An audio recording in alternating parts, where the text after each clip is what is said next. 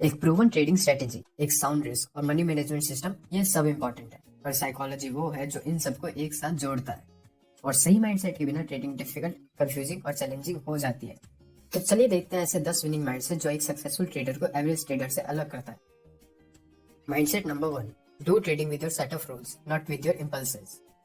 Impulsive trading एक common psychological mistake है जिससे सभी ट्रेडर्स स्ट्रगल करते हैं और ज्यादातर बार वो इम्पल्सिव ट्रेड्स लूजिंग ट्रेड्स हो जाते हैं। हालांकि ये आश्चर्य की बात नहीं है, क्योंकि आप समझते ही हैं कि एक इम्पल्सिव डिसीजन बिना किसी प्लान के होता है। प्लान ना होना शायद सबसे बड़ा फैक्टर है जो इम्पल्सिव ट्रेडिंग की ओर ले जाता है। तो इसका सॉल्यूशन है plan your trade so you can trade your plan. अपने ट्रेड की एडवांस में प्लानिंग करने से आप ग्राउंड रूल्स के साथ साथ अपने लिमिट्स भी तय कर रहे हैं। अपने आप को ऑब्जेक्टिव बनाने के लिए और फेयर गेट साइकिल से अलग खड़े होने में सक्षम होने के लिए आपको ट्रेड की हर पॉसिबिलिटीज का प्लान बनाना होगा कि आप कब क्या करेंगे। अगर मार्केट आपके हिसाब से चलता है तब आप कैसे एक्ट करेंगे, और उसी तरफ अगर मार्केट आपके अगेंस्ट में मूव करता है तब आप कैसे एक्ट करेंगे। इन सब पॉसिबिलिटीज के लिए ट्रेड में घुसने से पहले ही प्लान बना लें। इससे आपको पता होगा कि आपको कब क्या करना है और अल्टीमेटली आप इम्पल्सिव डिसीजंस लेने से बचेंगे। Mindset number 2, winning in the stock market is a function of habits and so is losing. Trading से पैसे कमाना बस समय समय पर इफेक्टिव स्टेप्स को दोहराने की बात है। It's all about keeping good habits. लेकिन अगर आप में बुरी आदतें हैं तो इसका उल्टा होता है। हर ट्रेडर की अपनी बुरी आदतें होती हैं जो उनको ट्रेडिंग में सक्सेस से पीछे कर सकती हैं। बैड ट्रेडिंग हैबिट का एक एग्जांपल है जैसे ट्रेडिंग रिस्क को मैनेज करने में असफल होना, या नुकसान उठाने के बाद रिवेंज ट्रेडिंग करना, या एक सिस्टम से दूसरे सिस्टम में कूदना, या जब आपका ट्रेडिंग प्लान फेल्ड साबित हो रहा हो तब भी उस पर टिके रहना, या इमोशनल या इम्पेशेंट हो जाना। ये कुछ ऐसा है जो आपको अपने लिए पता लगाना है, अपनी बुरी आदतें, अपनी कमजोरियों को ढूंढना है और उन्हें अच्छी आदतों में बदलना है।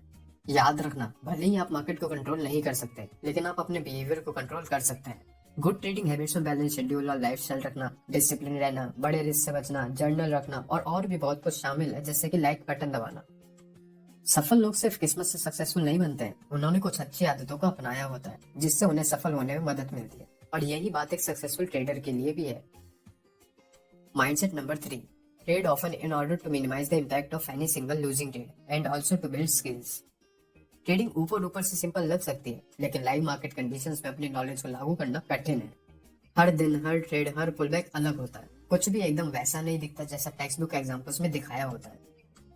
एक मेथड को इम्प्लीमेंट करने में बढ़िया होने के लिए आपको बहुत प्रैक्टिस की जरूरत है। स्पोर्ट्स की तरह जब आप मसल मेमोरी बनाने के लिए ड्रिल्स करते हैं, उसी तरह ट्रेडिंग में आपको अक्सर ट्रेड करने की जरूरत है, अपने स्किल्स बिल्ड करने के लिए और अपनी स्ट्रेटेजी रिफाइन करने के लिए।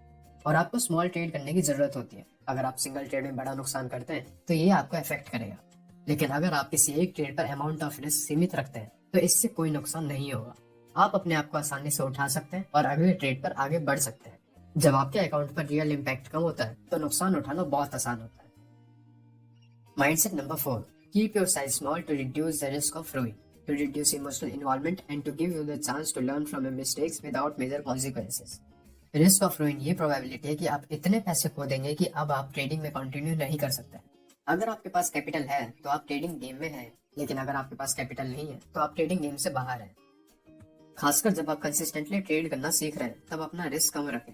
यहाँ तक कि जब आप अच्छे हो रहे हैं तब भी इसे कम रखें, क्योंकि आपके भी लूजिंग पीरियड्स आएंगे और जब वे आएंगे तब आप उन्हें अपने अकाउंट से बड़ा हिस्सा नहीं ले जाने देना चाहते होंगे। ट्रेडिंग विदाउट इमोशन करने से ज्यादा कहना आसान है। हम में से कई ट्रेडर्स इमोशनल और रिएक्शनरी होते हैं और हम डेली बेसिस पर डर और लालच से प्रभावित होते हैं। अगर आपके पास 50,000 का अकाउंट है और आप हर ट्रेड पर 5,000 का रिस्क उठाते हैं तो खेल से बाहर होने के लिए सिर्फ 10 लूजिंग ट्रेड्स लगेंगे।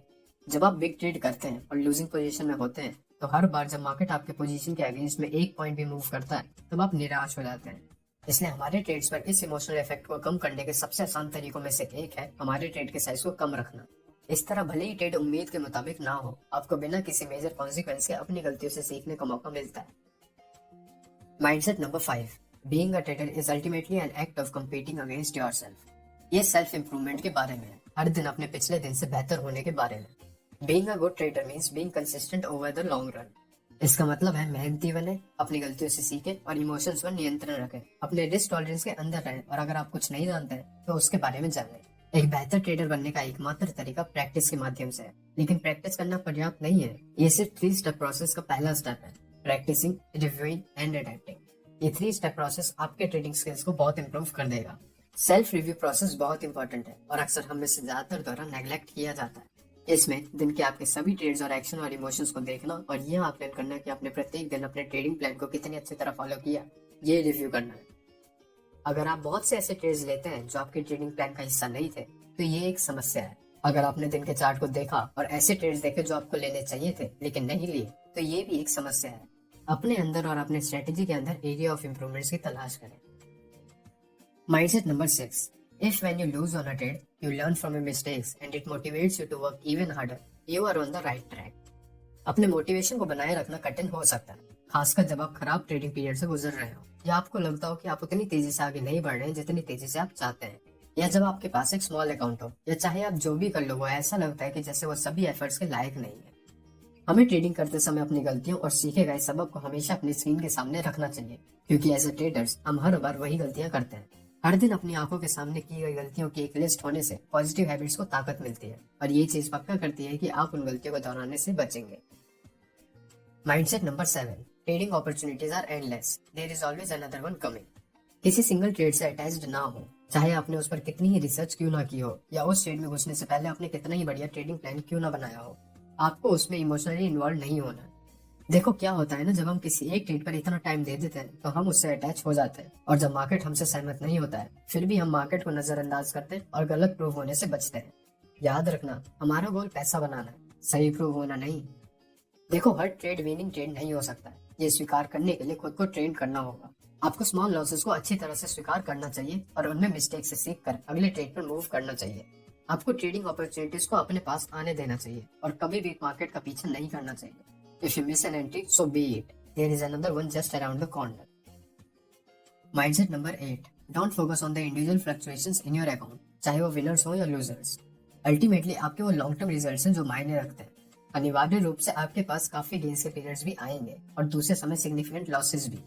बेशक, जब फेवरेबल प्राइस मूवमेंट से आपके ट्रेडिंग अकाउंट को प्रॉफिट होता है तो अधिक ट्रेड करने के लिए एक्साइटेड और अत्यधिक उत्सुक होना आसान है, और ऐसे भी दिन आएंगे जब मार्केट पूरी तरह से आपके अगेंस्ट में होगा।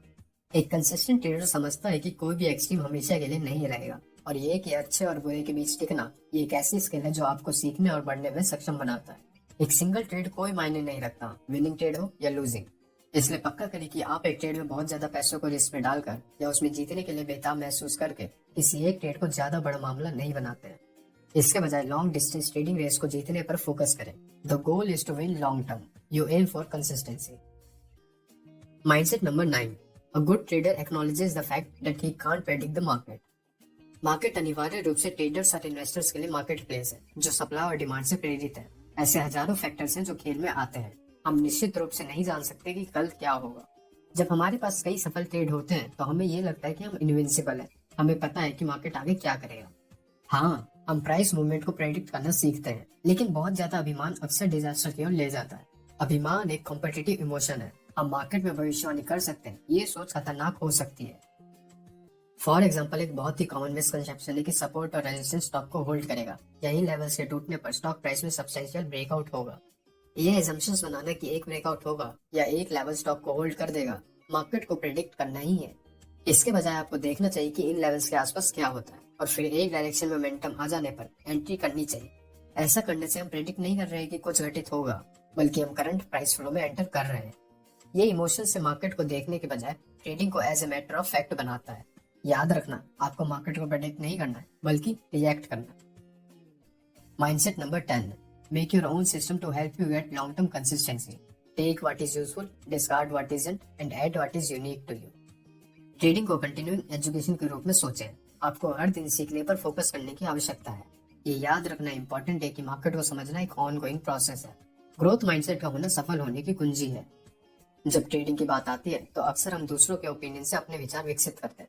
चलो, ये शुरुआत करने के लिए ठीक भी है, लेकिन जैसे जैसे हम डेवलप करना जारी रखते हैं हमें ये स्वीकार करने में सक्षम होना चाहिए कि जो कुछ हमने एक बार सोचा था सही होगा वो वास्तव में गलत हो सकता है। हमेशा अपने अंदर गलतियों को ढूंढने की नजर रखना इम्पोर्टेंट है, और जो आपके लिए सही है उसे लागू करें, और जो आपके अपने स्टाइल से मैच नहीं खाती है उन टूल्स या इन्फॉर्मेशन को त्याग दें। इस तरह आपको अपना स्टाइल ढूंढना होगा। तो कैसी लगी आपको ये वीडियो, हमें कमेंट करके जरूर बताएं। और अगर आपको ये वीडियो पसंद आई हो तो इसे लाइक करें और शेयर करें। और ऐसी ही इन्वेस्टिंग, ट्रेडिंग, पर्सनल फाइनेंस और मनी मैनेजमेंट रिलेटेड वीडियोस देखने के लिए हमारे चैनल को सब्सक्राइब करें। देखने के लिए धन्यवाद।